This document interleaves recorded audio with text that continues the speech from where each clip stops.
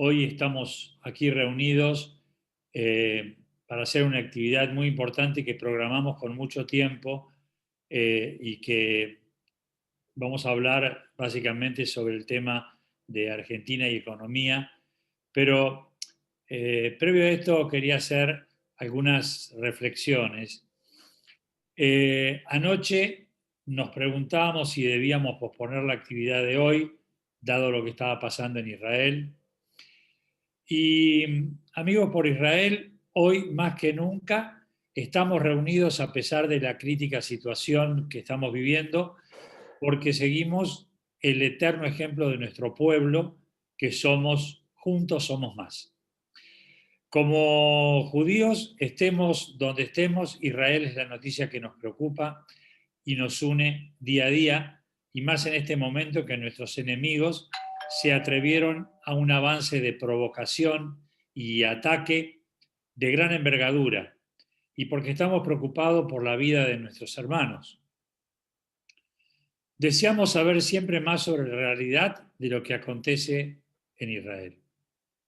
Al sufrir no solo por los ataques desde la Franja de Gaza en el terrorismo islámico, sino que esta vez también provocado por un plan colaborativo de los árabes israelíes dentro del país, ciudadanos israelíes con la misma matrícula de autos que el ciudadano israelí y que están por dentro y que están haciendo desmanes y se están aliando con toda esta gente.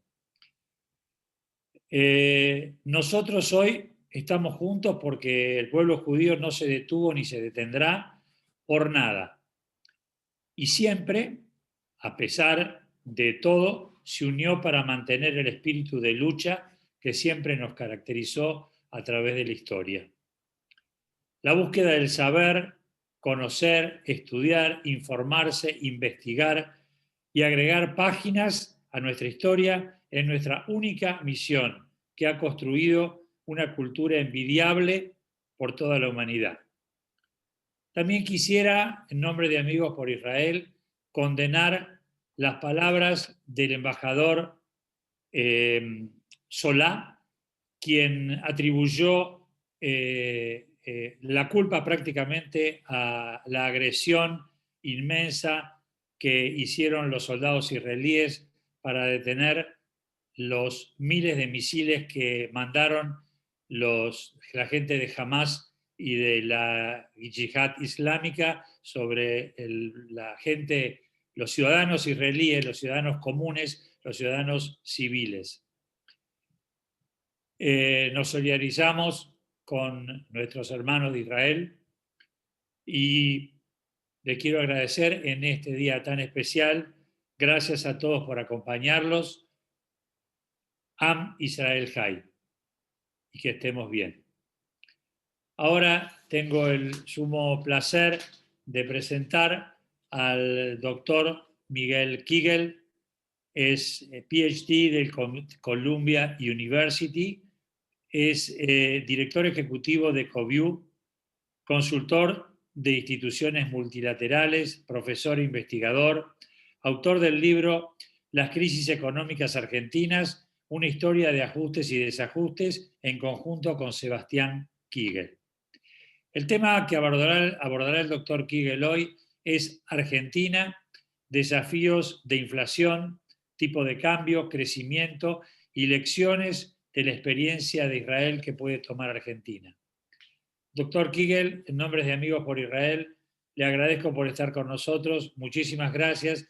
Y nuevamente lo que le dije en la previa, me disculpo porque esto de último momento que surgió de las instituciones centrales hace que mucha gente nuestra haya decidido sumarse a esa protesta. Pero bueno, no faltará ocasión para volver a encontrarnos y le agradezco nuevamente toda su buena voluntad y su predisposición para explicarnos esta terrible realidad que vivimos en la Argentina. Muchas gracias, doctor Kigel. Tiene usted la palabra. Bueno, Simón, muchísimas gracias. No sé si simplemente comentario, que veo que hay gente en la sala de espera, no sé si está entrando o no, pero simplemente comentarles para que los que están ahí puedan entrar si están esperando. Bueno, comparto con usted el triste día que estamos viviendo. Claramente no es un día en el cual uno por ahí tiene el ánimo o toda digamos, el foco para pensar solamente en la economía. Yo de cualquier forma voy a hacer de acuerdo a lo que charlamos, básicamente preparé algo y simplemente comparto con ustedes la angustia y la tristeza que está generando este momento y la desazón que también ha generado las declaraciones del canciller, que hoy fueron ratificadas por Cancillería, lo cual realmente es algo bastante penoso en este momento. Bueno, yo voy a usar, porque voy a usar un PowerPoint. Un segundo voy a hacer compartir pantalla para, a ver si está por acá. No lo veo, a ver, un segundo. A ver si está. No. A ver, un segundito, que no lo veo.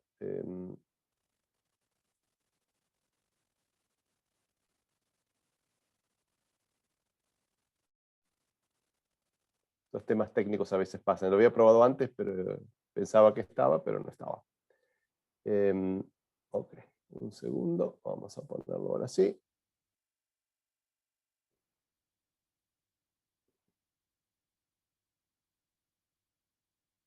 No me aparece.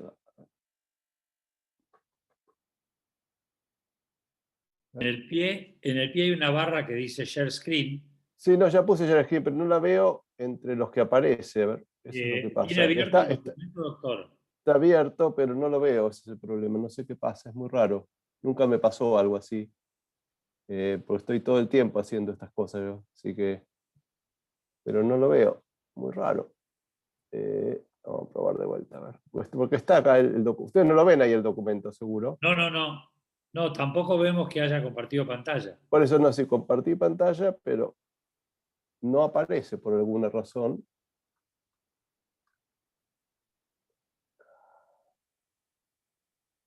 Bueno, si no lo haremos sin eso, ¿qué vamos a hacer? Si no está, no está. Pero me llaman... A ver, no, ahora va a entrar. Ahí apareció. Ahora sí, ¿no? Ahora sí. Disculpen la demora, pero lleva un poquito de No, tiempo, pero se arregló. Bueno. Está todo bien. Bueno, lo que voy a hacer hoy es hablar, como les dije, un poco de la realidad argentina. Que corra un poquitito para atrás porque sale con la cabeza cortada. O acomode la cámara. Ahí está perfecto. Gracias. Perfecto.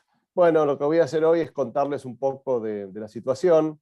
Y la verdad que el tema de inflación es un tema que yo estudié mucho y tuve un poco el privilegio de, cuando estaba en el Banco Mundial, en los años finales de los 80, principios de los 90, de trabajar con uno de los artífices de lo que fue el plan de estabilización del año 1985. Trabajé con Michael Bruno, que en ese momento era presidente del Banco Central de Israel, así que tuve muchas oportunidades de trabajar con él. Y también trabajé con un profesor de la universidad en ese momento era de Jerusalén, después estuvo en la Universidad de Tel Aviv, que fue Nissan Liviatán, que también estuvo entre el grupo que pensó y trabajó a fondo el programa de estabilización de 1985.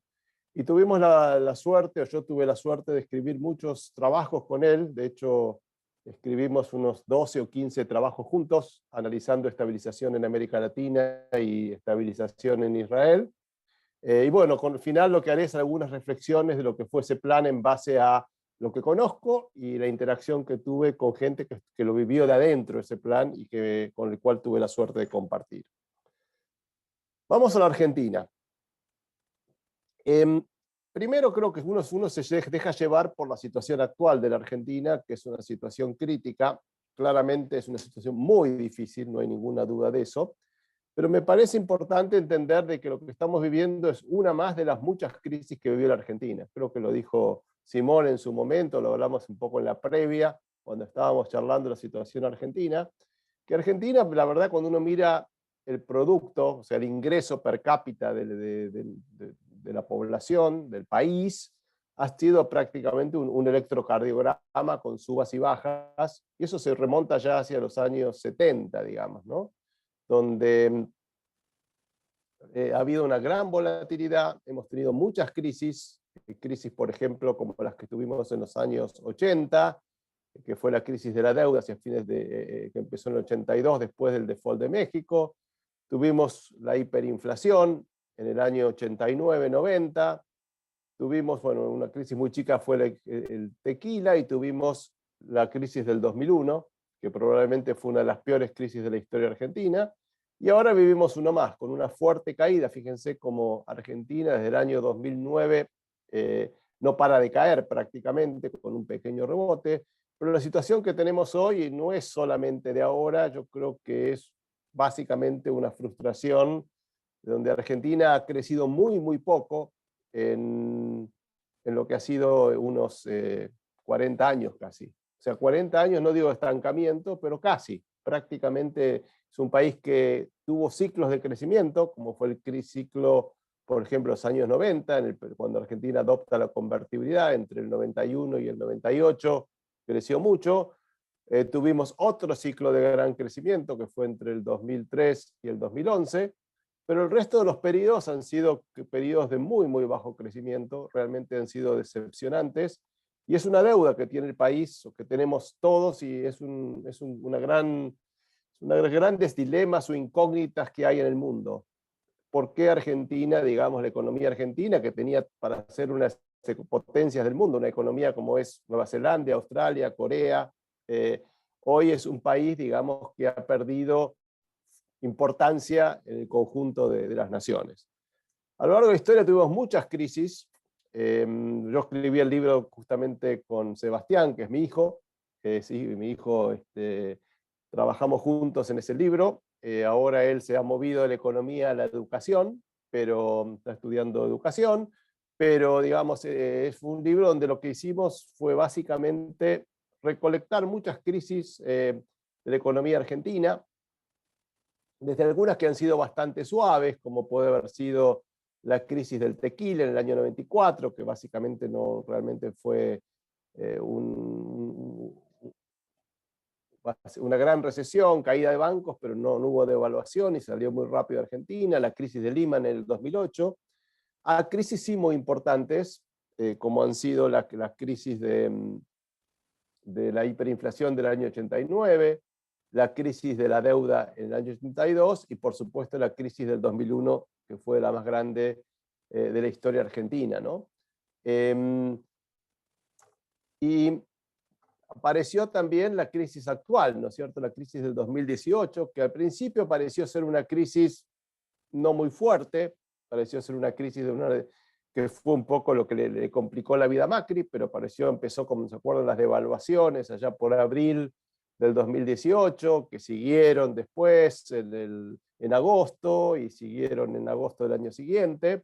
Pero básicamente fue devaluación y recesión, pero lamentablemente se fue complicando básicamente por una pérdida de confianza, y hoy diría que es una crisis que tiene la profundidad del año 82-83, muy fuerte. No es el 2001, todavía no llega a ese nivel, pero sí es una crisis muy profunda, medida de muchas maneras. Con pobreza ya vimos que está en el 42%, obviamente que no fue solamente una crisis económica, también tuvimos la crisis sanitaria, que complicó todo, no es un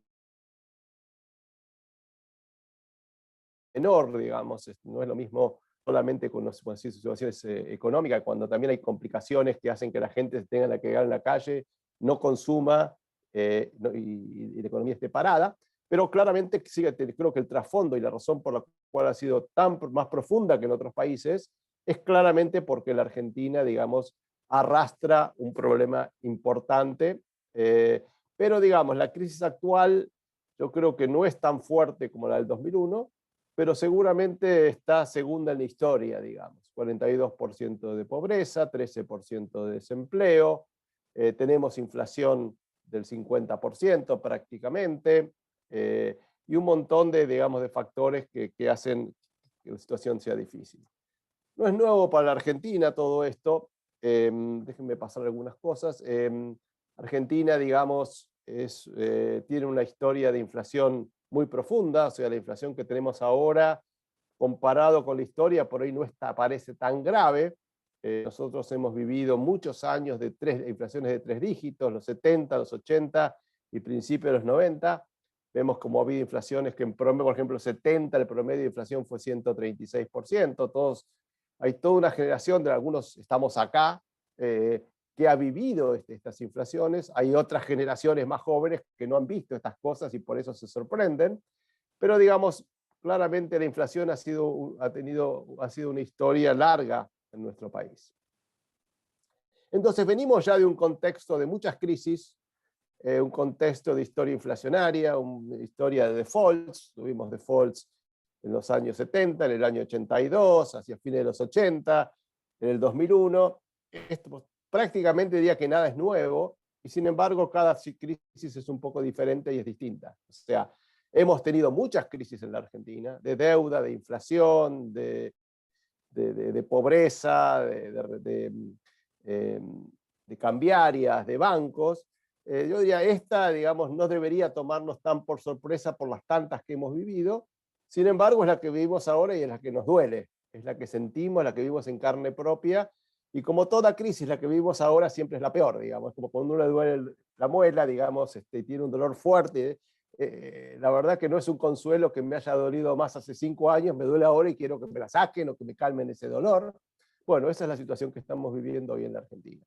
Una situación muy compleja y que de alguna forma lo trato de resumir, si bien es difícil resumirla, con cómo estamos en distintas áreas de la economía. ¿Okay? Es una crisis dura porque, primero, digamos, claramente la economía ha sufrido fuertemente. O sea, la economía el año pasado cayó casi 10%, a lo que se le suman caídas anteriores, con lo cual el total de caída de la economía entre el 2017 y ahora es mayor al 15%. Es una flor de caída, digamos. ¿No? 15% es un número grueso, digamos. Piense que eso implica pérdida de empleos, eso implica pérdida de poder adquisitivo, cierre de empresas, y fue, como les dije, una combinación de economía y pandemia, donde probablemente la economía o la situación económica jugó un rol central, porque es un país donde no hay crédito, donde hay inflación, donde donde Argentina está en default, digamos, se dieron un conjunto de cosas y a eso se le sumó la pandemia, con poca capacidad de respuesta por parte del gobierno, porque no tenía crédito, y es muy difícil, digamos, asistir a la gente cuando los gobiernos no pueden endeudarse. O sea, muchos países han ayudado a sus poblaciones, han gastado mucha plata para que la gente que perdía su trabajo en sectores de servicios, como puede ser entretenimiento, teatros no hay en ningún lugar del mundo, restaurantes están semicerrados, deportes, digamos, los espectáculos deportivos prácticamente no hay, o por lo menos son sin público. Todo eso generó una pérdida enorme de ingresos para mucha gente. Bueno, los estados salieron a rescatar a las empresas y a la gente que estaba sufriendo y le dio plata, digamos. ¿Y de dónde sacaba esa plata? Bueno, la sacaban de dos partes. Por un lado, digamos, el sector público gastaba, el Estado emitía cheques, genuinamente Estados Unidos efectivamente le mandó cheques a gran parte de la población de Estados Unidos. Mi hija que vive allá recibió cheques, por ejemplo, un cheque directamente para depositar en su cuenta, independientemente de si lo necesitaba o no. Se lo dieron a todo el mundo. Y esa plata salía de ¿qué? De endeudarse. O sea, los países, obviamente que el Tesoro tenía déficit y emitía deuda, y podían emitir deuda porque son países confiables, en los cuales la gente cree que le van a pagar lo que les deben, y aparte tuvieron la ventaja de que lo pudieron hacer con tasas de interés muy bajas, porque la tasa en Estados Unidos es 0. Entonces, esa ayuda permitió mantener la actividad, permitió ayudar a los vulnerables, permitió mantener el consumo, y la economía, digamos, sufrió, pero siguió andando, digamos. Sufrió, porque obviamente gran parte de la gente se quedaba en su casa, digamos, no consumía, no salía, había negocios que cerraban, o sea, hubo una pérdida, pero no tan fuerte como en la Argentina, porque Argentina no tenía la capacidad de emitir cheques porque no tenía crédito, y cuando le daba plata a esos llamamos IFES o ATP, a la gente que realmente la necesitaba en la Argentina, porque realmente no tenía trabajo y si no, no podía comer. Lo hizo, digamos, financiado por el Banco Central, que emitía pesos, y esos pesos obviamente mantenían viva una inflación que ya venía de antes. O sea, es mucho más difícil financiar cuando ya el país tenía inflación. O sea, estábamos en una situación muy compleja, mucho peor que otros, y bueno, sufrimos, ahora está empezando a salir la economía de eso, de esa situación, pero hoy claramente la economía está en una situación todavía complicada, donde hay mucha gente que no tiene trabajo, donde hay 13% de desempleo, donde sigue mucha gente dependiendo de los planes, donde muchos negocios no se han normalizado, o sea, los teatros no existen, los cines tampoco, los restaurantes trabajan a un cuarto de máquina, y bueno, esa gente todavía está complicado, pero a eso hay que sumarle un segundo tema, que también es importante, que es lo que llamamos, perdón, vamos para atrás, el clima de inversión, o sea, ¿cuánta gente está dispuesta hoy a invertir en la Argentina? Y es una pregunta, digamos, que se las trae, porque cuando uno mira, no hay mucha gente que esté dispuesta a invertir en la Argentina de hoy. ¿Por qué? Bueno, en parte porque el gobierno, para frenar, digamos, los efectos secundarios de la pandemia, suspendió los aumentos de alquileres, puso precios máximos, prohibió los despidos, puso doble indemnización, lo cual es una forma que, ¿para qué lo hace? Bueno, a los que, para proteger a los trabajadores, pero es una forma engañosa de protegerlos, porque lo que hace es que esa misma empresa, o cualquier empresa que hoy ve que no puede digamos, echar gente cuando le va mal, que no puede, digamos, una persona que ve que no puede aumentar un alquiler, es gente que básicamente decide, si no puedo aumentar mi alquiler, prefiero no comprar un departamento, prefiero no alquilarlo y esperar. Entonces eso también frena la economía. Hoy las empresas, por ejemplo, que tienen que vivir con el cepo, que no saben si pueden importar o no pueden importar, ¿quién va a abrir una empresa si no sabe si puede importar insumos? Si le van a dejar importar los insumos que necesita para producir. Bueno, todo eso claramente complica la actividad económica y ciertamente hace mucho más difícil la recuperación. O sea, podemos rebotar algo, pero claramente va a ser muy difícil que haya un rebote importante, como por ejemplo hubo después del 2003, donde hubo una recuperación realmente importante, porque era otra situación, realmente la situación argentina. Entonces, la actividad económica está complicada, es difícil que mejore mucho. Seguramente este año vamos a crecer, porque es el rebote del gato muerto, digamos, gran parte de ese rebote ya se dio en la segunda parte del año pasado, pero difícilmente vamos a una situación de mejora clara en la actividad. Y eso genera problemas, porque si la economía no crece, no se genera empleo, seguimos en pobreza y entonces nos mantenemos en un círculo vicioso. A eso hay que agregarle un segundo punto, y es que Argentina, digamos, no tiene reservas internacionales. Uno dirá, ¿por qué es importante o no es importante eso? Bueno, sí es importante, es como una empresa necesita capital de trabajo. Sin capital de trabajo difícilmente pueda funcionar, o por lo menos crédito. Un país necesita mucho capital de trabajo, son las reservas, y de hecho los países tienen un capital de trabajo que es importante, poner números. En Brasil tienen 300.000 millones de dólares, Uruguay debe tener unos 15.000 millones de dólares, Perú debe tener unos 30.000 millones de dólares, Argentina tiene más o menos 5.000 millones de dólares, en serio, lo demás es puro dibujo contable. Cuando uno mira en serio cuánto hay, son 5.000 millones de dólares.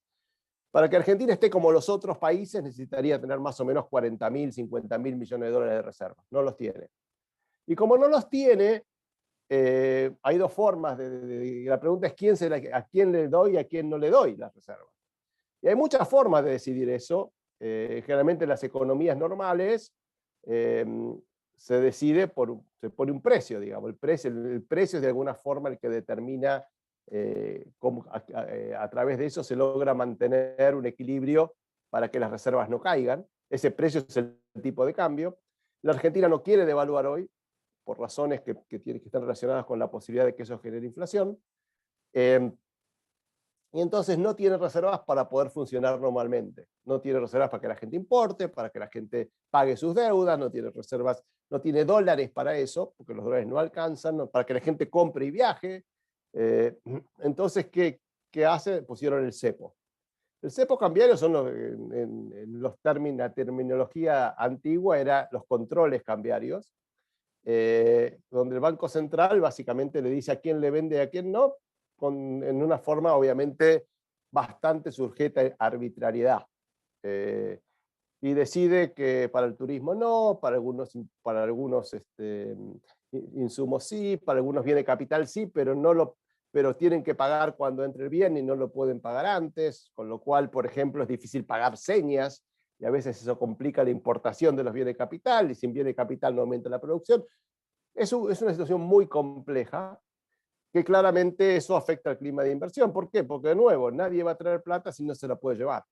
Piensen en una inversión, una empresa multinacional que decide invertir en la Argentina, trae, por decir un número, 100 millones de dólares, y dice, bueno, qué bueno que los trajiste, ahora que los trajiste se queda acá. No te lo podés llevar. Y tampoco te puedes llevar los dividendos y no le podés pagar a tu casa matriz. Es difícil conseguir que alguien invierta en esas condiciones, pero digamos y el cepo, digamos, está acá porque no hay otra alternativa.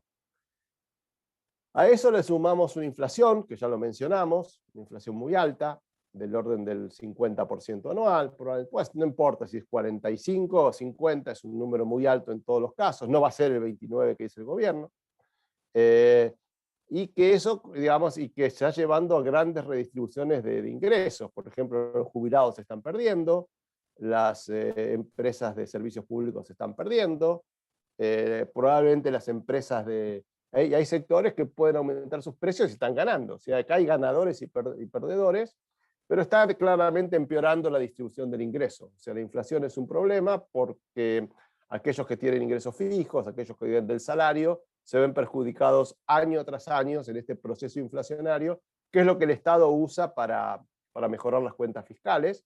Pero claramente la inflación echa la inversión, complica los negocios, no hay ajuste por inflación impositivo, hace que uno pague impuestos que no debería pagar, y nuevamente tenemos un problema ahí. Y para sumar más problemas tenemos el tema de la brecha cambiaria, o sea, el famoso blue, que también desalienta las inversiones y gastan en el país, porque digamos, la gente dice, ¿por qué tengo que exportar con un dólar de 95 cuando el mercado tiene un precio de 150? También promueve elusión del mercado. Hay empresas y hay ejemplos de empresas que subfacturan exportaciones, o sea, dejan parte de los dólares afuera y no entran. Hay gente que aumenta las importaciones, complica muchísimo el día a día. Y por último, lo que también complica el día a día es el tema de que no hay crédito. Los bonos, hoy digamos, el riesgo país de la Argentina, eso que uno mide como que se veía muchísimo en los años 90, antes de que Argentina entrara en default, que era un poco lo que medía el riesgo país, que en ese momento estaba muy alto. Bueno, hoy Argentina tiene un riesgo país parecido antes de entrar en default en los años 90, parecido antes de entrar en default el año pasado. O sea, con ese riesgo país no hay crédito, el país no tiene crédito, depende solamente del Fondo Monetario Internacional.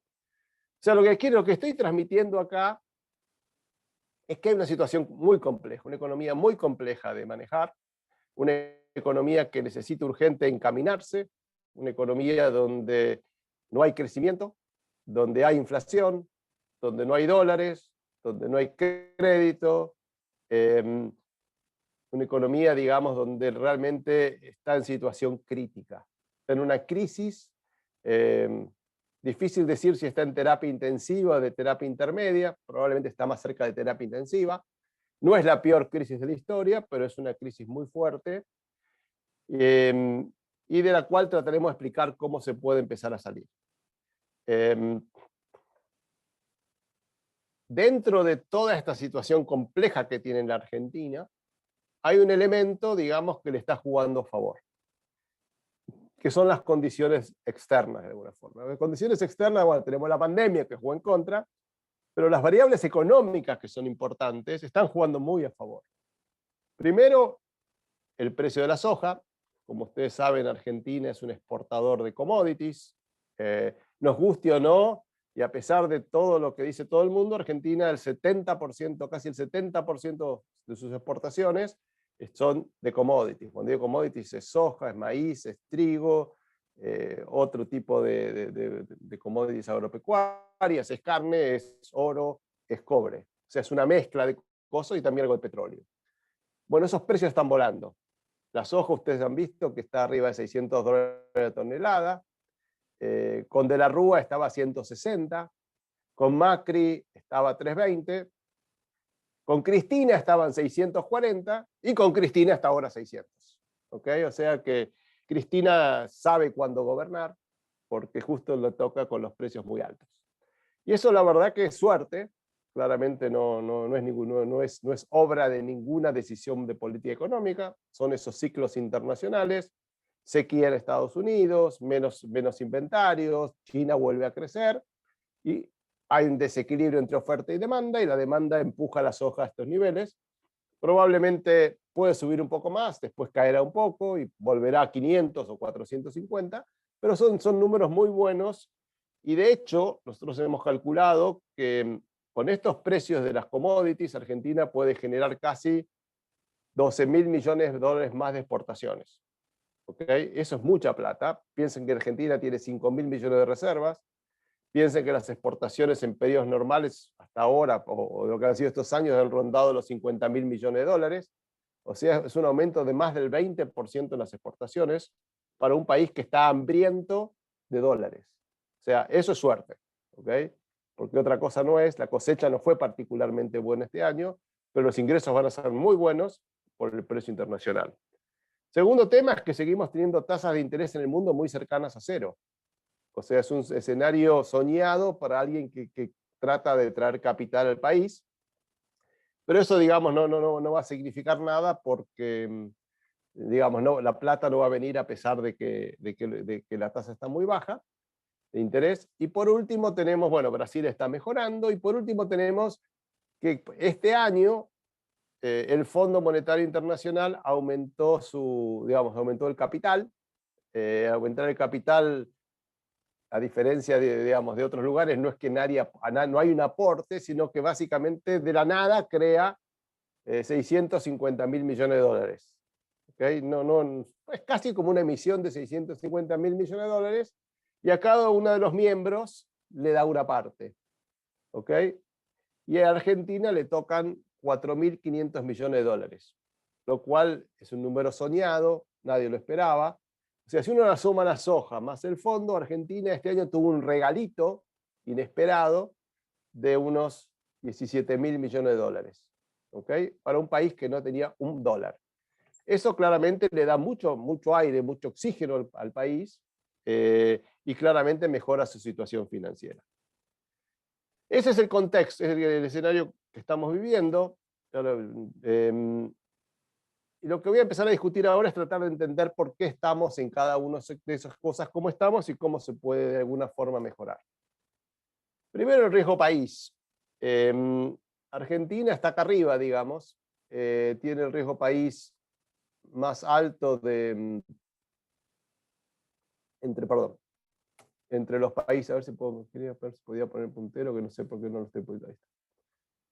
Argentina tiene un riesgo país de aproximadamente 1.600 puntos. Está más alto que cualquier país, salvo Venezuela, por supuesto, que no entra en la ecuación, pero Argentina se ubica entre los países de más alto riesgo entre los países emergentes. Habrán escuchado de Turquía, que está pasando un momento muy difícil, tiene un riesgo país de 450. O sea, un cuarto del riesgo país de Argentina, más o menos.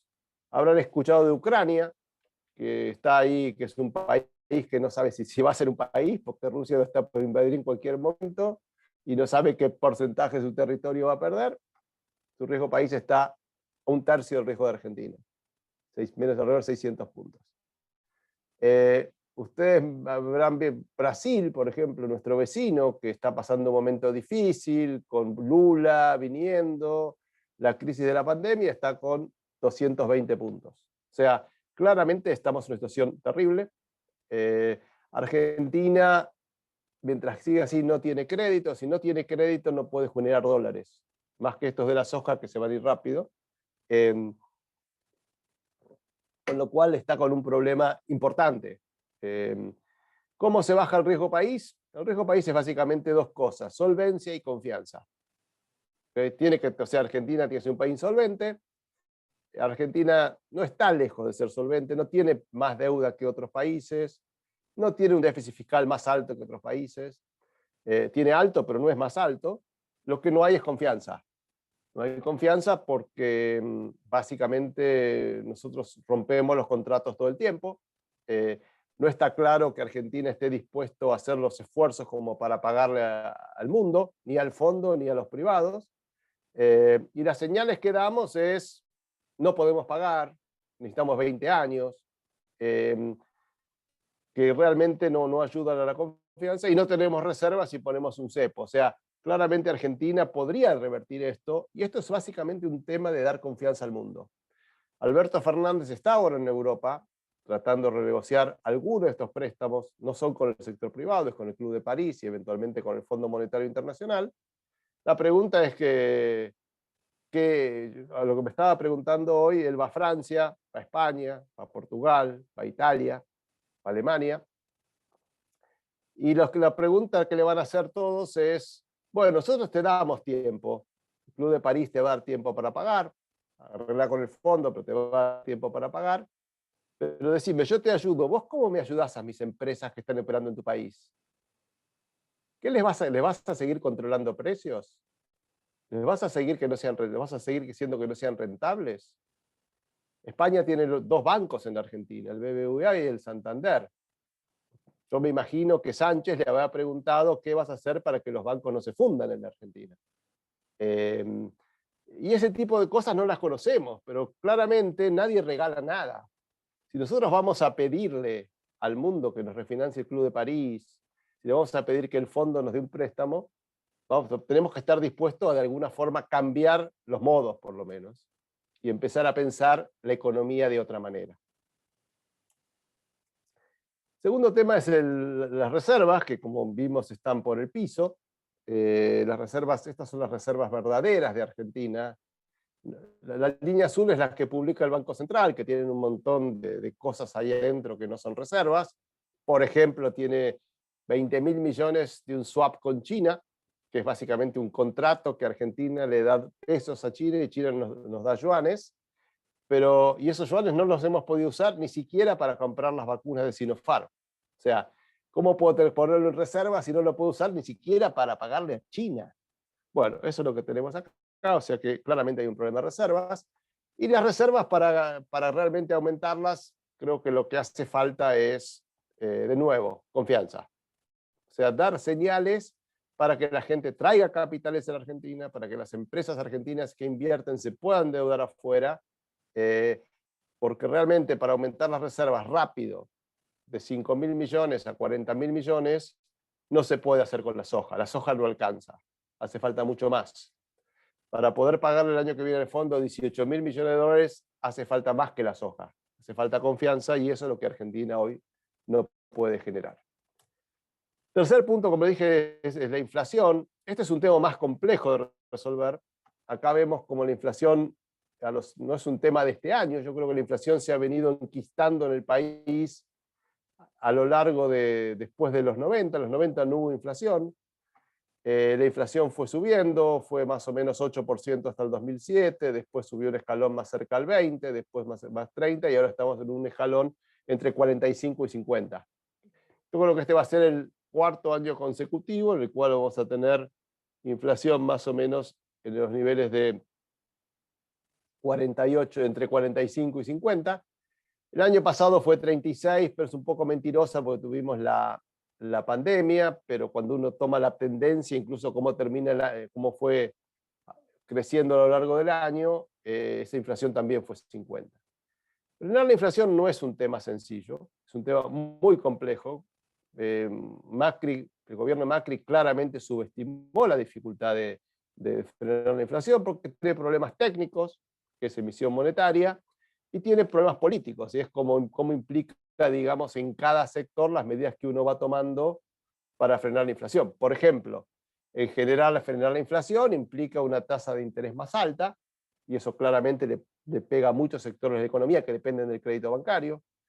Frenar la inflación implica muchas veces que hay sectores que van a perder, muchas veces los salarios reales caen, el nivel de actividad cae un poco.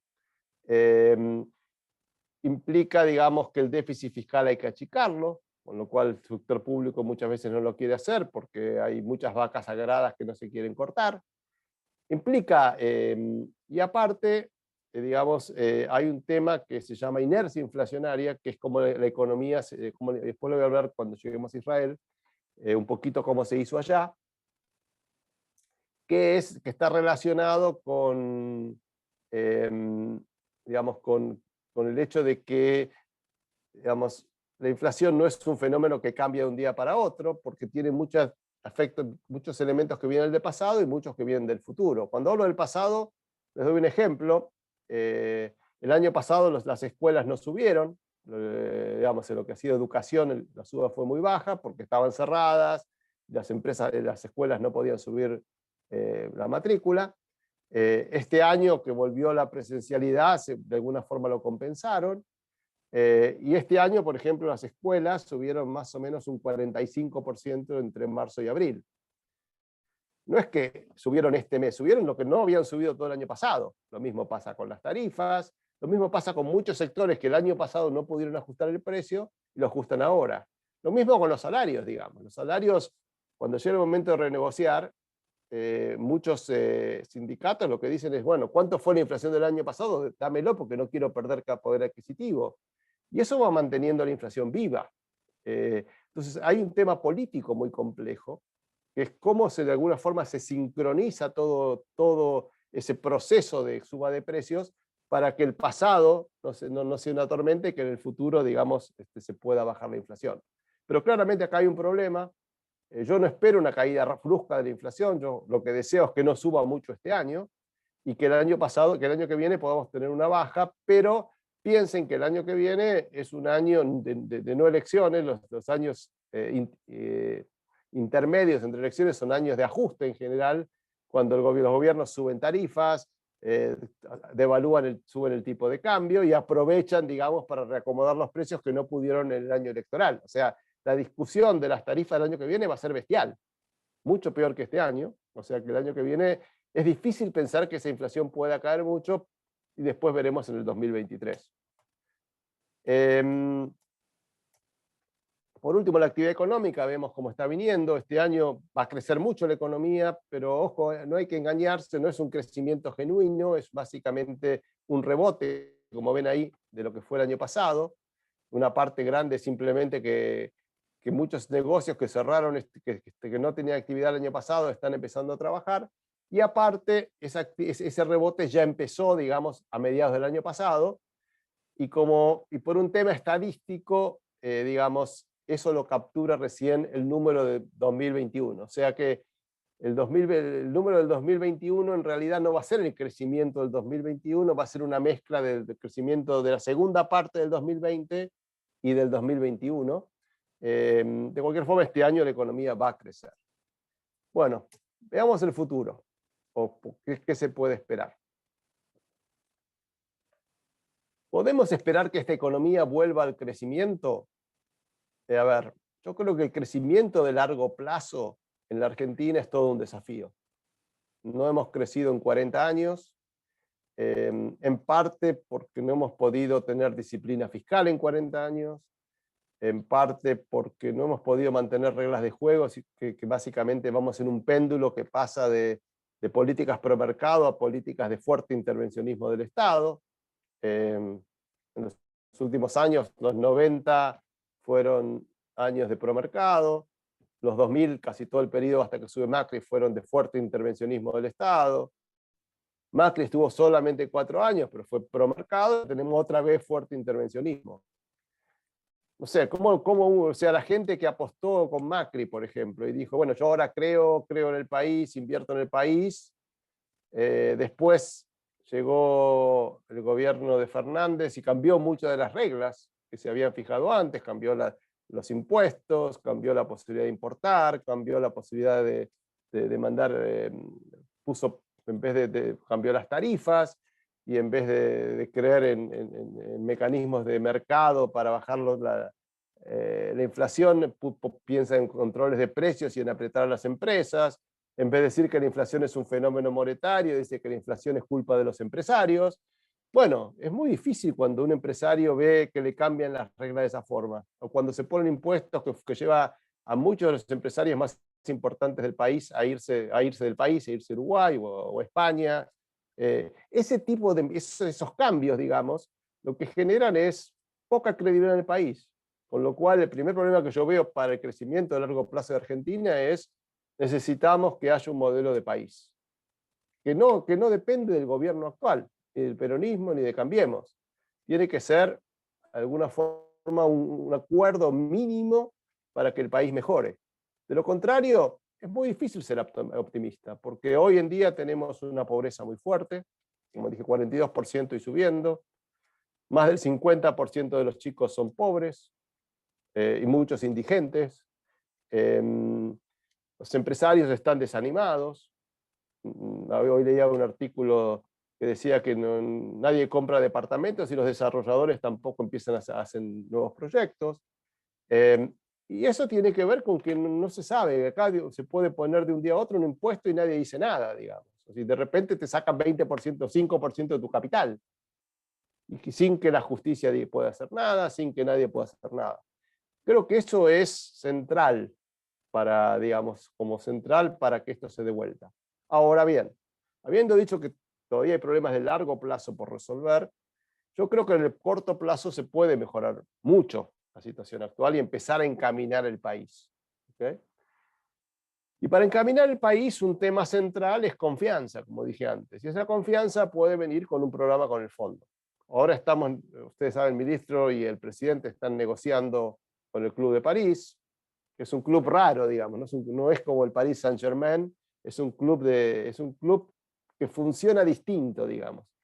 No es el fondo, que es una organización armada, con estatutos, con reglamentos, con procedimientos. El Club de París es eso, es un club como sería, no sé, el club israelí acá, o como sería, no sé, cualquiera de estos clubs o asociaciones civiles que se juntan, o el club sueco, o el que yo lo conozco, el club británico, o el club americano, que se juntan, y ahí básicamente van decidiendo cosas, y es un club de países donde está Estados Unidos, Alemania, España, Portugal, Italia, Japón, y que realmente, si se ponen de acuerdo, pueden cambiar las reglas, digamos. No es una cosa, si se ponen 10 personas de acuerdo, pues no hay algo escrito, se pueden cambiar las reglas. Y históricamente lo que hizo el Club de París es pedirle digamos, para refinanciar la deuda, que es lo que está pidiendo Argentina, porque vencen $2.400 millones a fin de mes, que el Club de París le dé tiempo. Y el Club de París históricamente da tiempo, pero pide un acuerdo con el Fondo Monetario Internacional antes. Y claramente Argentina no está para cerrar un acuerdo antes, entonces están viendo seguramente si encuentran alguna solución de compromiso, de decir, bueno, esperamos un poquito, te damos tiempo hasta después de las elecciones, pero vos mostrame que vas a hacer, que estás comprometido con un acuerdo con el fondo. Yo por eso digo, ahora, el acuerdo con el fondo puede ser útil en la Argentina. ¿Por qué? Porque es lo que puede dar confianza, es lo que puede de alguna forma tener un programa macroeconómico que hoy no existe, dar un horizonte, es ese programa que yo digo de reglas básicas, de acuerdos básicos de los dos partidos principales de Argentina, para de alguna forma limitar la posibilidad de que el Estado abuse en sus políticas, y en general el programa lo podría lograr. Si viene un programa con el fondo, podemos esperar baja del riesgo país, podemos esperar que que se saque el cepo, que de alguna forma el país vuelva a normalizarse lentamente. ¿Cuáles son los ejes de esa negociación y lo que hace difícil? ¿Por qué, digamos, por qué el gobierno, el Frente de Todos, no quiere, o el gobierno en particular, más que el Frente de Todos, no quiere cerrar o se resiste a cerrar? No quiere en principio porque, de acuerdo con el fondo, requiere una reducción del déficit fiscal. Reducción del déficit fiscal significa, entre otras cosas, menos subsidios a las tarifas, a las empresas de servicios públicos, implica probablemente suba de tarifas. Claramente el gobierno no quiere hacer eso.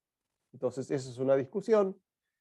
Probablemente Argentina no lo pueda hacer, si está dispuesto a subir tarifas y a controlar algunos gastos, seguramente se pueda llegar a un acuerdo. Y yo creo que esta parte, digamos, se puede llegar. Pero ahí no termina la cosa. Un segundo tema que le va a pedir es el tema de sacar el cepo, aumentar reservas y, digamos, para que sea un país normal. Y esa discusión implica un tema central que es la política cambiaria. O sea, puede el gobierno, ¿cómo hace? Hoy tenemos una brecha de un oficial de 95, un contado con liqui más cerca de 160, contado con liqui porque es el paralelo, no el blue, sino el paralelo. ¿Y cómo se hace para cerrar esa brecha de entre 95 y 160? Digamos? ¿Cómo hacemos para que esté más cerca de, hoy esa brecha es 70%, digamos, ¿cómo hacemos para bajarla a la mitad? Bueno, para que baje a la mitad o tengo que lograr que baje el dólar contado con liqui o que suba el dólar oficial, o sea, o devaluación o con confianza y con alguna otra medida, como puede ser suba tasa de interés, bajar el tipo de cambio paralelo. Bueno, no es tan sencillo porque las dos implican políticas costosas. Devaluar sabemos que no, el gobierno no quiere, pero eso no quiere decir que al final no lo haga. Subir tasa de interés tampoco quiere, lo que no quiere decir que al final no lo haga. Pero seguramente va a ser una combinación de estas cosas, pero de nuevo, después de las elecciones. Lo mismo, digamos, Banco Central, el gobierno, el FMI le va a pedir al gobierno que haga algo para bajar la inflación.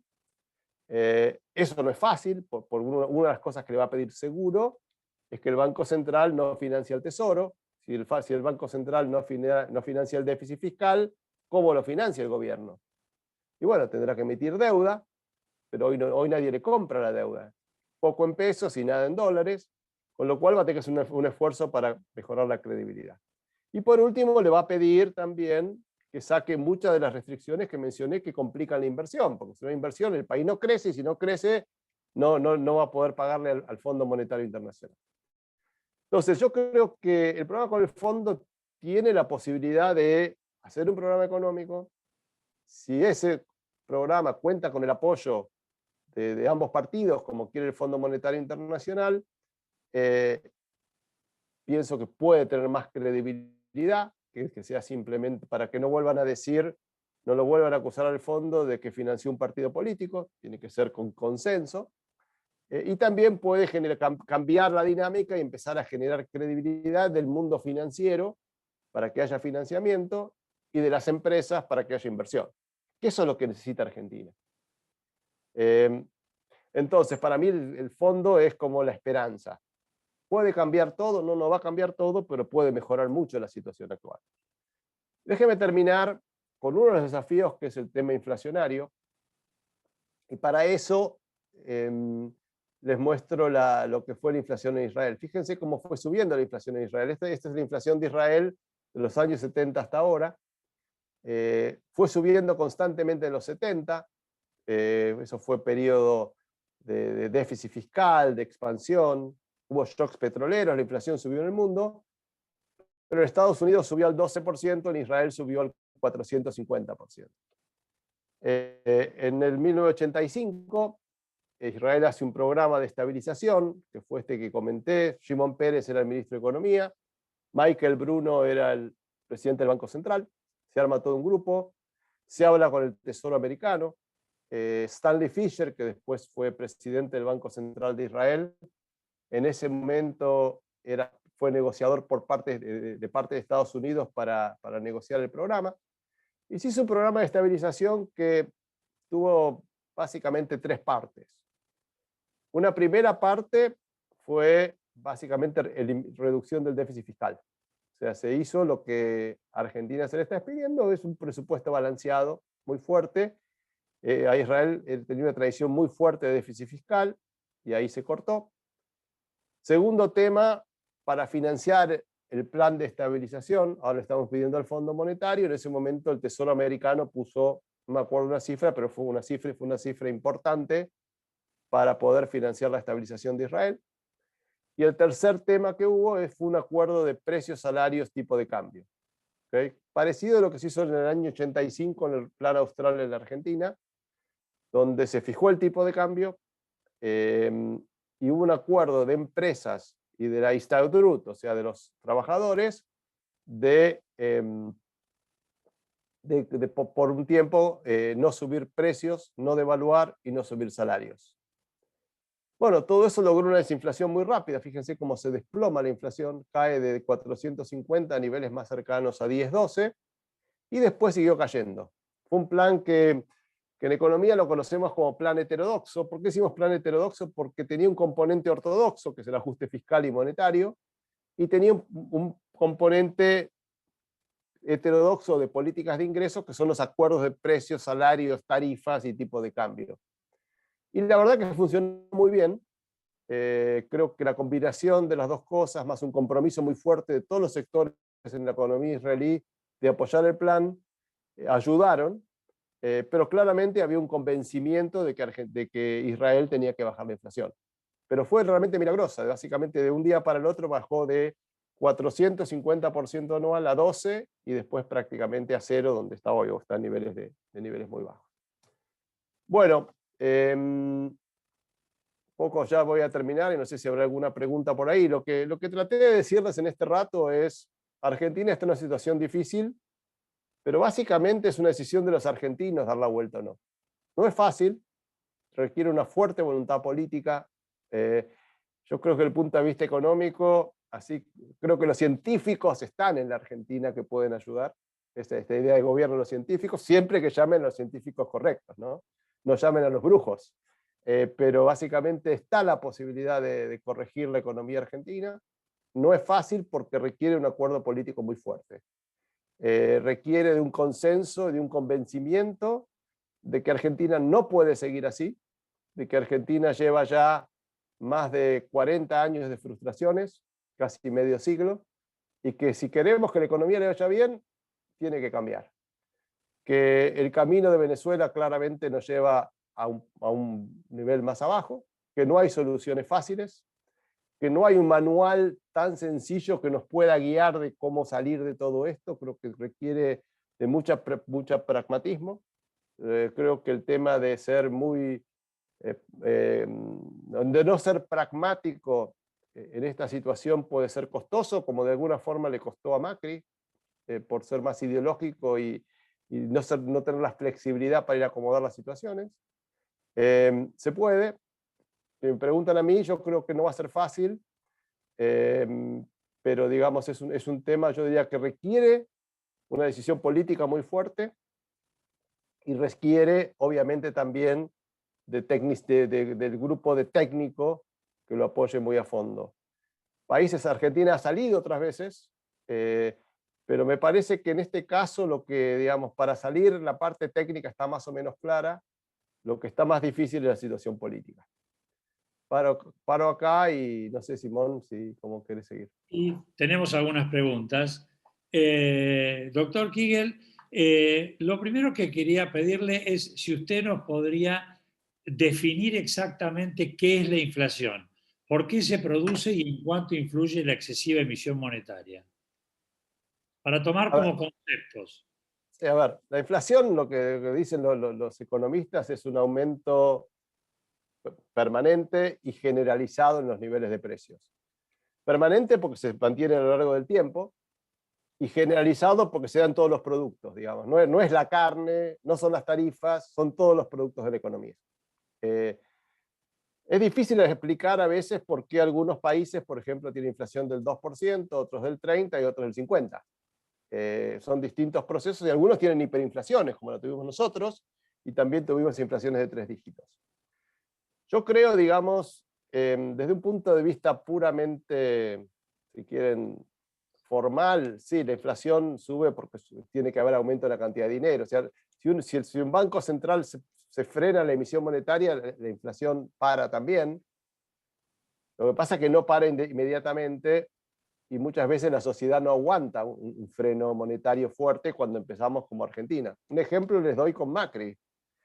Macri, cuando acuerda con el Fondo Monetario Internacional, habló de inflación cero, perdón, emisión cero, frenó mucho la emisión monetaria y la inflación siguió. ¿Por qué? Bueno, siguió porque hay toda una inflaciones altas, como tiene Argentina, de 30, 40%, hay un efecto de inercia inflacionaria, que es eso de que los precios suben porque los salarios se ajustan porque digamos, se tienen que ajustar en marzo y desde marzo a marzo no se ajustaron, o porque la educación que ajusta una vez por año, o las tarifas que se ajusten también una vez por año. Hay muchos precios que se ajustan una vez por año, entonces no es difícil que pare de repente. Y por otro lado, si uno para muy rápido la emisión monetaria, como pasó en el 2018, vemos tasas de interés que están por el cielo, tasas de interés del 80% que funden la economía. Eso tampoco sirve, porque uno no quiere frenar la inflación y matar el aparato productivo argentino, digamos. Entonces hay que ir balanceando esta necesidad, ¿no es cierto? Entonces, la inflación, una cosa es de explicar por qué sube y otra cosa es por qué se mantiene en el tiempo. La inflación hoy tiene una inercia inflacionaria en la Argentina. O sea, si yo hoy no la puedo parar fácil de abajo del 40%, porque todo el mundo tiene en la cabeza 40% de aumento de que la inflación. Y si a uno le dicen, si viene un contrato de alquiler y uno dice que venció, le dice, bueno, te voy a dar un 40% de aumento, nadie se asusta. Es lo que está. Entonces lo que hay que lograr es romper esa inercia inflacionaria. Y esa inercia inflacionaria no se frena con el déficit fiscal solo, se frena de a poco, convenciendo a la gente de que la inflación hacia adelante va a caer. Y tiene que haber un programa económico, tiene que haber un convencimiento muy fuerte, y tiene que haber un gobierno que diga, bueno, estoy dispuesto a pagar ciertos costos, no una tasa del 80%, porque eso funde la economía, pero sí probablemente un periodo donde la economía crezca más despacio si hace falta. Entonces, eso es un poco la situación. En la Argentina se le agrega un tema adicional que complica todo, porque siempre acá se complica todo, y lo que complica todo en la Argentina es que el Tesoro, el gobierno, digamos, el sector público no tiene acceso a crédito. ¿Qué pasa en otros países? En otros países se puede hacer política monetaria, ¿por qué? Porque la política monetaria la hace el Banco Central y fija el crecimiento de la cantidad de dinero, y el Tesoro después tiene su déficit y su financiamiento de deuda. En la Argentina no pasa eso, el Banco Central no puede hacer una política monetaria, porque el Tesoro, el gobierno nacional, si tiene déficit, no tiene dónde financiarlo y solo lo puede financiar el Banco Central. Y para financiarlo el Banco Central tiene que hacer emisión monetaria y eso sí genera problemas de muchos pesos y puede generar inflación.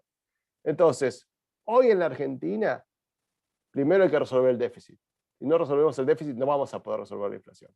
Una vez que se resuelva el déficit o acceso al crédito, que por Argentina se puede endeudar, entonces el gobierno hará su déficit fiscal y el Banco Central hará su política monetaria, como pasa en todos los países del mundo. En muy pocos países pasa lo que pasa en Argentina, ¿okay? Donde no se puede.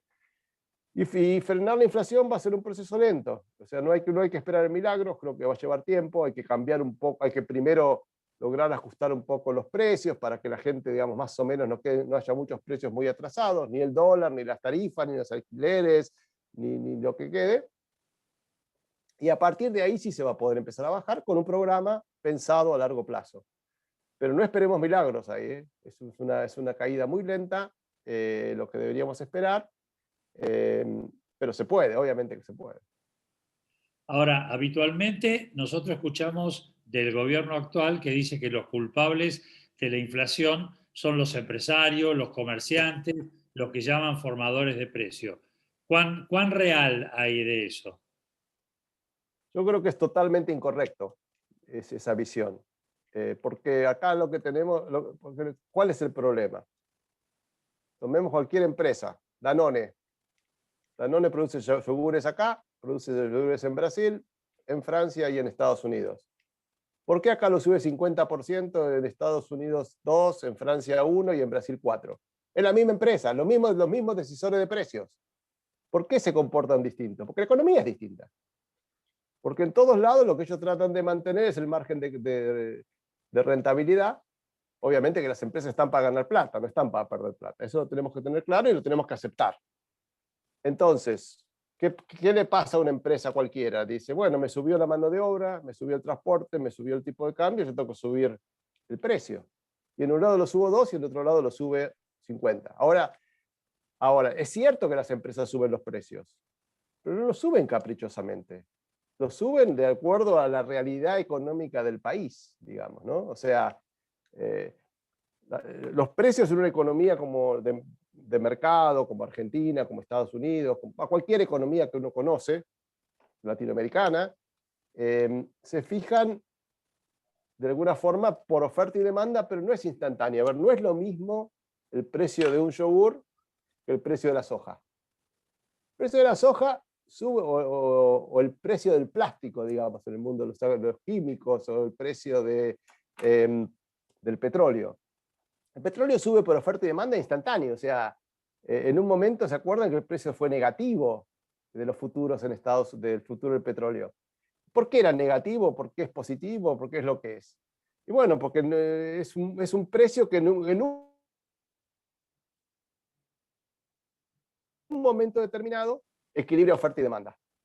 Cuando uno habla de bienes en una economía normal, o sea, lo que serían autos, serían televisores, sería gran parte de los alimentos, no hay un mercado donde en el momento se fija el precio de oferta y demanda, sino que las empresas van poniendo precios y los van ajustando. Si ven que no venden, lo bajan, si ven que hay margen para subir, lo suben, y los van fijando. No se fijan por oferta y demanda, pero el tema es cómo fijan los precios las empresas. ¿Lo fijan en forma arbitraria o lo fijan de acuerdo a la realidad de la economía? No sé si... y la verdad que yo creo que lo fijan de acuerdo a la realidad de la economía. Y si Argentina es 50%, el gobierno se tiene que preguntar por qué fijan 50% cuando esta misma empresa, ya sea Ford en autos, ya sea alimentos, puse Danone, puedo poner miles de ejemplos, lo hacen de otra manera y con otros niveles. Bueno, tiene que ver con que acá hay una inflación más alta. De la misma forma que los salarios no se fijan por oferta y demanda, lo van fijando los sindicatos por acuerdos. Ahora van a decir, ¿la inflación es culpa de los trabajadores? No, no es culpa de los trabajadores. Ellos van ajustando de acuerdo para defender su ingreso. Lo mismo hace la empresa. Bueno, evidentemente, ese ejemplo que usted puso de Danone, si está en un país donde la presión tributaria es tal y en la Argentina es 10 veces mayor, eso influye en el precio del producto. Sí, pero acá no estamos hablando del precio, que sí es correcto lo que usted dice. Lo que estamos hablando es la periodicidad con que lo aumenta. Correcto, O sea, correcto. eso hace que... ¿Por qué los televisores son caros en la Argentina? Bueno, por los impuestos, porque no se pueden importar. ¿Por qué la ropa es más cara acá que en Estados Unidos? Por los impuestos, porque no se puede importar. Es una combinación de cosas. Lo que hay que entender es no por qué es más caro, sino por qué sube más seguido y más rápido, y más. Esa es la pregunta de la inflación. En un momento, usted habló del tema de los commodities, ¿no? Argentina básicamente es un exportador de commodities, tal como usted lo dijo, y habló que favorecía fuertemente a la Argentina de que en Estados Unidos el precio de la soja estuviera arriba de los $600 la tonelada, pero en realidad, ¿cuánto recibe el productor de soja en la Argentina? 32.000 pesos. Entonces, ¿qué es? La brecha que hay entre los $600 y los 32.000 pesos es todo retenciones e impuestos. ¿Es retención?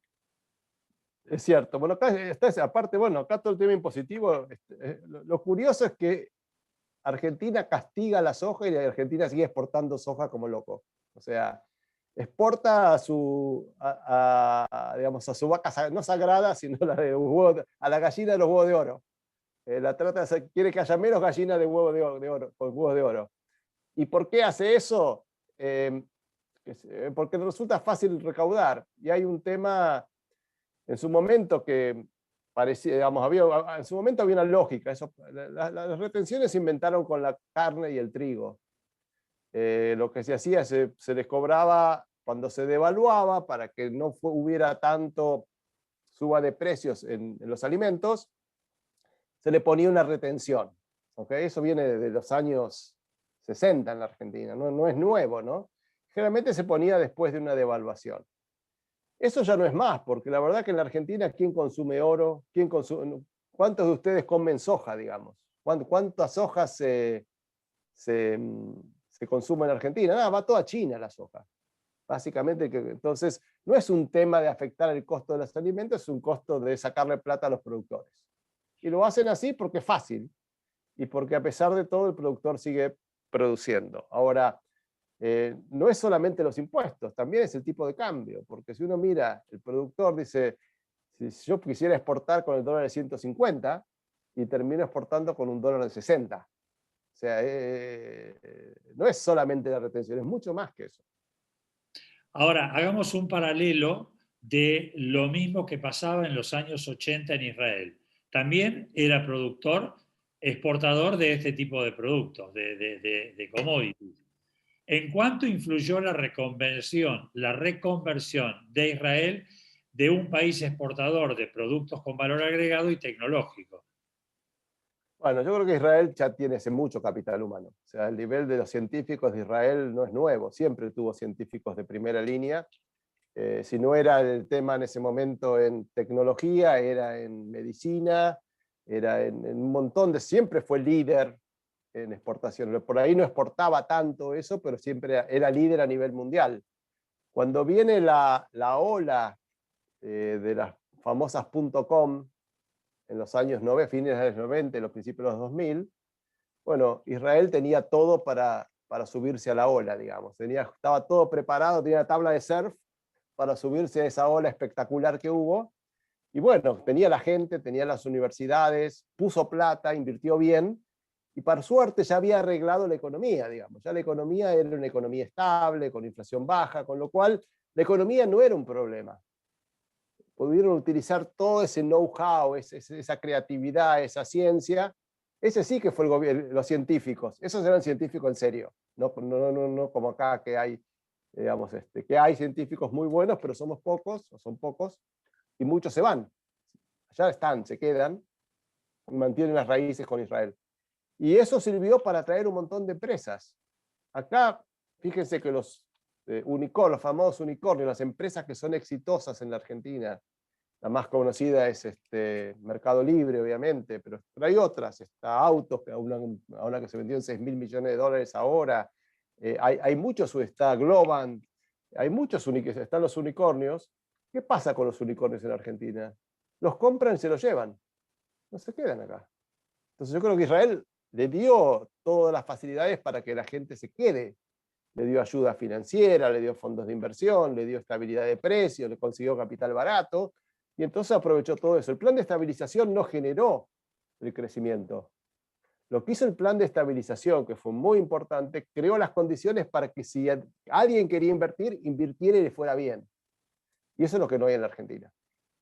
O sea que podemos afirmar que lo que hizo Israel fue invertir en educación, en tecnología y en preparar a las empresas para que pudieran triunfar, cosa que Argentina no hace y creo que tampoco le interesa hacerlo. No, y lo que hizo también es estabilidad. Se les dio estabilidad al sacarle, o sea, todo eso lo tenía, la educación lo tenía, eso es histórico de Israel. Lo que le dio es estabilidad económica y aparte aprovechó muy bien el boom tecnológico, porque lo encontró, digamos, Israel todos sabemos que es líder en lo que es ciencia. Y bueno, hoy la ciencia es probablemente los sectores por los cuales hay más demanda en el mundo. Ciencia y commodities. Bueno, y ahí llegamos justamente a lo que usted hablaba, que es el tema de la confianza. las empresas pudieron tomar confianza de un país que le ofrecía todo esto, a diferencia de lo que pasa en la Argentina. Y en finales de los 80 en Israel se aplicó un sistema parecido al que nosotros llamamos aquí Plan Primavera. ¿Es así? No, fue el 85, que fue el plan parecido que fue el plan austral, que fue ese plan que mencioné que sirvió para bajar la inflación. Fue en el 85. Ok. Con Ese es el, respecto, con sí. respecto a la confianza en la moneda, en Argentina sabemos de que siempre vamos a refugiarnos al dólar. No tenemos moneda estable, no tenemos confianza en la moneda, ya tenemos vasta experiencia. En Israel la inflación es cero y no hay devaluación del shekel frente al dólar. ¿Qué tendríamos que hacer acá para lograr algo similar? Para lograr tener que la gente tenga confianza en el peso. Bueno, primero hay que bajar la inflación. La verdad que la confianza en el peso no se perdió de un día para otro. Los argentinos hasta los años 70 tenían pesos, no ahorraban mucho. Había dólares, pero se ahorraba fundamentalmente en pesos. Después vino la época de inflación alta, la gente empezó a comprar dólares, vino la hiperinflación, y después en los años 2000, después de la crisis del 2001, se trató de recrear el peso, se hicieron los bonos famosos con SER, y ahí, digamos, lo que pasó fue que apareció este señor Moreno, que empezó a manipular el SER, con lo cual la gente que había creído y volvía a creer en el peso, se dijo, soy un estúpido si creo en esto. Y bueno, con eso lo destruyó, o sea, fue de alguna forma básicamente la carta que destruyó todo lo que quedaba, digamos. O sea, entonces, hoy en día, por ejemplo, hay mucha gente que dice, yo tendría que comprar bonos atados a la inflación porque me rinden mucho más que un plazo fijo. Y efectivamente, rinden mucho más que un plazo fijo si el gobierno no manipula, ¿no? Y esa tentación que hay sectores, incluso dentro del gobierno, que quieren volver a eso, a decir, ¿por qué tengo que pagar tasas tan altas o pagarle a la gente tanto? Le pago menos y miento.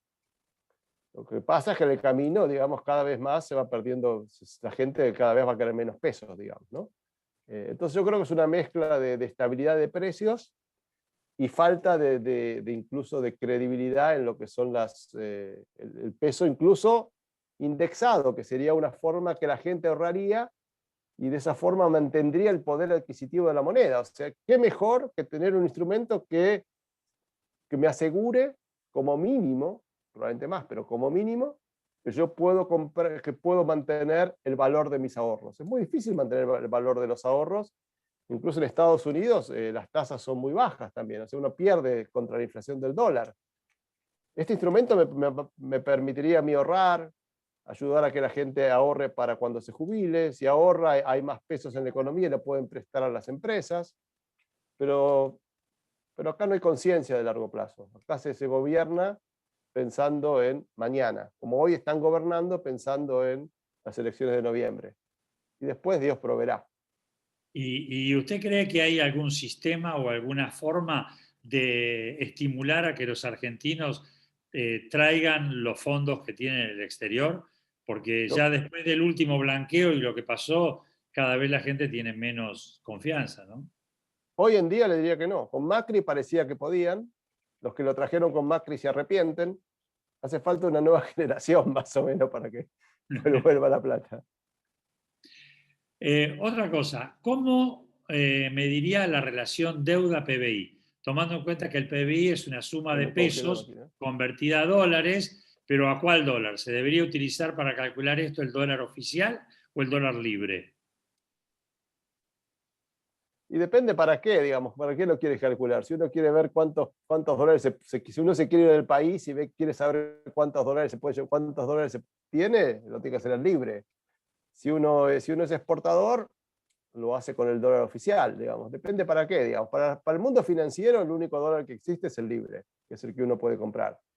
Para el mundo de la actividad productiva, bueno, ahí ya se puede argumentar un poquito más. Pero si uno quiere medir ahorros, quiere medir, digamos, su capacidad de compra, la capacidad de compra de los ahorros, tiene que ser el dólar paralelo, porque es el que le piden para comprar una propiedad, el que tiene para llevarse si quiere ir al exterior, para comprar un bono. Es el único que existe financieramente. Yo veo que la Argentina tiene dos problemas que son muy importantes dentro del gasto. Uno, los empleados públicos, el gasto público que cada vez aumenta y no baja. Y el segundo, que el 80% del gasto del gobierno argentino es en planes sociales, las jubilaciones siguen siendo bajísimas, son áreas en las que es imposible bajar el gasto. En realidad no es imposible, sino que hay que pagar un costo político. ¿Esto ayudaría a reducir el déficit fiscal? Sí, a ver, yo creo que primero tenemos dos problemas. El grueso del gasto público en empleados está más en las provincias que en la nación. ¿Okay? Cuando uno ve qué es lo que ha crecido en las últimas 2 décadas, es el empleo provincial. Eso implica que las provincias tienen que ser socias en este ajuste. Ya vimos que en realidad Argentina es un país federal. Como bien dijo la Corte ahora con el tema de educación, las decisiones de las provincias son de las provincias, deberían ser, y no de la nación. Y en este gobierno provincial, este gobierno federal tiene un problema serio en la Argentina, y es que las provincias en realidad gastan la plata que les da la nación. O sea, no hay una disciplina fiscal a nivel provincial, porque las provincias no recaudan impuestos sobre sus ciudadanos, el grueso por lo menos, el grueso viene de la nación. Entonces, la tentación es gastar. No, cuando uno, digamos, en un país federal que funcione bien, la provincia debería recaudar sus impuestos, la nación debería recaudar sus impuestos, y de alguna forma cada uno hacerse cargo de sus gastos. Lo que pasa es que como las provincias no tienen lo que se llama esa correspondencia fiscal, las provincias dicen, ¿por qué voy a gastar menos? Igual la guita me la da la nación.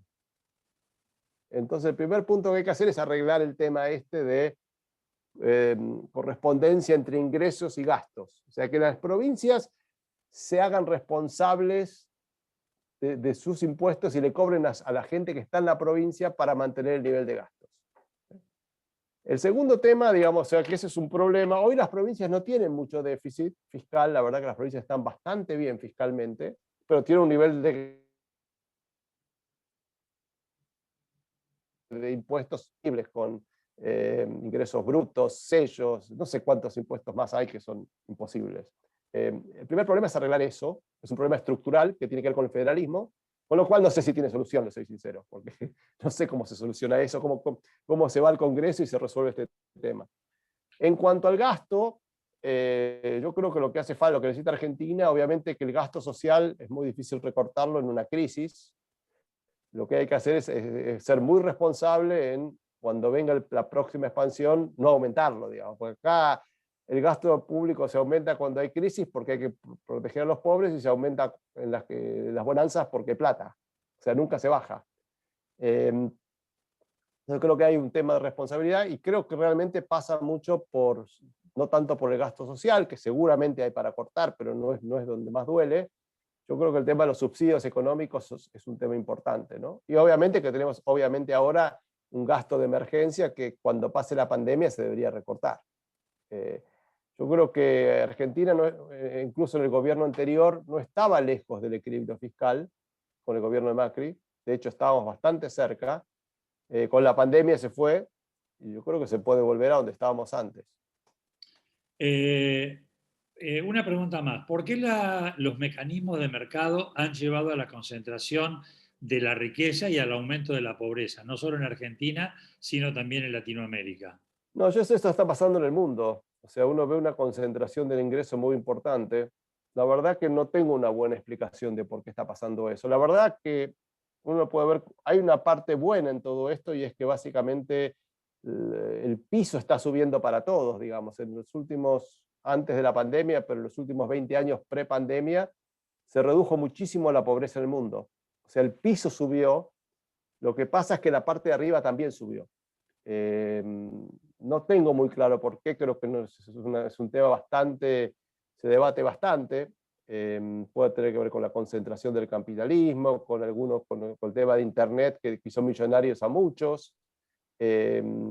No tengo una buena explicación, pero sí es algo que está pasando y no es Argentina, como bien dice usted, es el mundo. Doctor, para terminar tengo dos preguntas. La primera es como que no tiene mucho que ver con lo que estamos hablando, pero quisiera que nos explique un poquito algo sobre el tema de las criptomonedas. A ver, las criptomonedas hay como dos. Primero, creo que es un error llamarlos criptomonedas. Yo creo que son criptoactivos.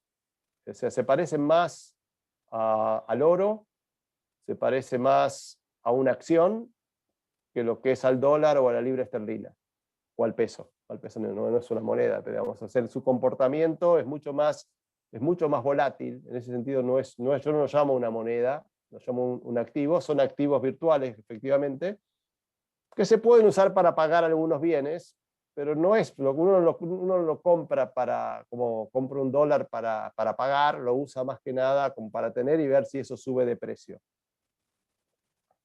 Yo la verdad no soy un fanático de las criptomonedas, me vengo equivocando sistemáticamente, porque a mí me ofrecieron el Bitcoin cuando valía $200 y yo dije, no lo entiendo, no lo compro. ¿Okay? Hoy vale 54.000. Y la verdad que yo sigo sin entender y sin comprar. ¿Qué es lo que no entiendo? Básicamente, ¿cuál es el valor intrínseco de un Bitcoin o de cualquiera de las monedas cripto? Eso no lo compro, ¿no? No es un tema de subir mucho y me estoy perdiendo un gran negocio, pero a mí me gusta entender lo que compro. A ver, si yo compro oro, sé que el oro tiene usos alternativos, digamos. Yo lo puedo comprar para guardarlo en mi caja de seguridad, lo puedo comprar para hacer una cadena, lo puedo usar para muchas cosas, lo puedo comprar para muchas cosas o para ahorrar, digamos, como si fuera un cripto oro, no sé. O sea, hay gente que en su momento ahorraba en oro, como hoy ahorras. Y el valor del oro está dado básicamente por su costo de producción. O sea, hay un costo de producción del oro, el oro es escaso en el mundo, no tiene muchos competidores, o sea que hay algo que de alguna forma fija su valor, ha fluctuado mucho, valió $200 la onza, vale $1.800 la onza, o sea, ha estado subiendo y bajando. Cuando sube se produce más, cuando baja se produce menos, pero es como que yo entiendo la lógica económica de eso. En el caso del Bitcoin, por ejemplo, yo creo que el Bitcoin vale porque todos pensamos que vale. Si mañana dijera alguien el rey está desnudo y hay una estafa en Bitcoin en algún lado que desaparece Bitcoin y dice no, que nadie quiere Bitcoin, el piso puede ser cero. No digo que va a ser cero, no digo que no puede subir, porque la verdad que no tengo, si soy sincero, no tengo idea. Pero lo que quiero decir es que no tiene un valor intrínseco y tampoco el Bitcoin tiene escasez porque hay un número limitado de Bitcoins, pero pueden aparecer otras criptomonedas. Digamos, supongamos que el día de mañana yo tengo 1000 Bitcoins, 100 Bitcoins, y de repente nadie lo quiere por alguna razón. Va a valer cero en ese momento. Por eso es que hay muchas discusiones entre los economistas. Hay gente que le ve mucho valor porque dicen que es un activo nuevo, es escaso, en el sentido de que el número de bitcoins está limitado, es la forma en que ahorran las nuevas generaciones, etc. Y hay otros que dicen no, porque la verdad que no hay nada que determine el valor. Puede valer $1 millón o puede valer cero. Y la verdad, ¿por qué vale $1 millón o por qué vale cero? No lo sé. Entonces a mí no me gusta, por eso no lo entiendo. Pero sí sé que en este momento hay mucha demanda, hay como un furor. Hay que acordarse que hubo muchos furores, muchos que se llaman las burbujas, que se derrumbaron, pero no sé, digamos, la verdad es que yo como no entiendo, lo veo más como algo que lo miro de afuera. La última pregunta, doctor Kigel. Sí. Para terminar, ¿qué cosas hizo bien Israel para eliminar la inflación? ¿Y cuáles de esas políticas podríamos aplicar en Argentina? Lo primero es que hubo una convicción de la sociedad de que había que bajarla. ¿Okay? Yo creo que hizo un plan y cada pieza del plan estaba básicamente encajada con las demás. era un plan integral, era un plan que sabían que iba a ser costoso, había un gobierno que estaba dispuesto a pagar los costos necesarios, que en realidad fueron pocos, porque rápidamente la economía empezó. Cuando bajó la inflación hubo un crecimiento muy rápido, y estuvieron dispuestos a pagar los costos políticos que surgieran. Un tema que puede haber sido no menor, y acá probablemente hay gente que sepa mucho más que yo de eso, es que Israel, digamos, el gobierno se tiró contra la Histadrut, o sea, se tiró contra las centrales de trabajadores.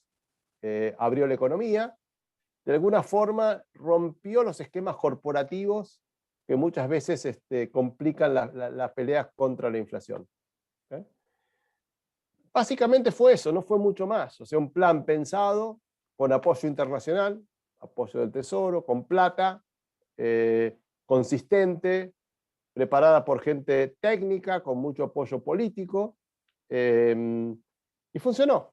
A ver, ¿por qué funcionó? Muchas veces no se sabe, a veces podría no haber funcionado, como le pasó a Australia en Argentina. Pero funcionó, yo creo, más que nada porque estaban las dos partes, la técnica y la política, y había en la sociedad una demanda por estabilizar. Argentina, digamos, no tiene esa persistencia a lo largo de los años, nunca la ha mostrado, digamos. Yo creo que es el único país que tuvo una hiperinflación. Nosotros tuvimos una hiperinflación en el 89-90, con tasas de que llegaron al 12.000% anual, y 10 años más tarde, o 15 años más tarde, volvemos a tener inflación del 40%. Eso no pasó nunca. O sea, somos un país con poca memoria y con poca voluntad de sacrificio. Bueno, doctor Kigel, muchísimas gracias por su participación más que clara. Todos nuestros amigos por Israel le agradecemos que haya participado y dejamos también la puerta abierta para que volvamos a tener sobre otro tema en algún otro momento otra conversación con usted. Muchísimas gracias por su tiempo. Quiero invitarlos para el próximo lunes a nuestros amigos a hablar sobre las contiendas entre hermanos en la Torá. Un conflicto que se convierte en abrazo a cargo de Belkis Rogovsky, una licenciada en Ciencias de la Educación y profesora de la enseñanza media. Así que tengan muy buen fin de semana. Gracias por todo nuevamente, doctor Kigel, y hasta pronto. Muchas gracias. Gracias.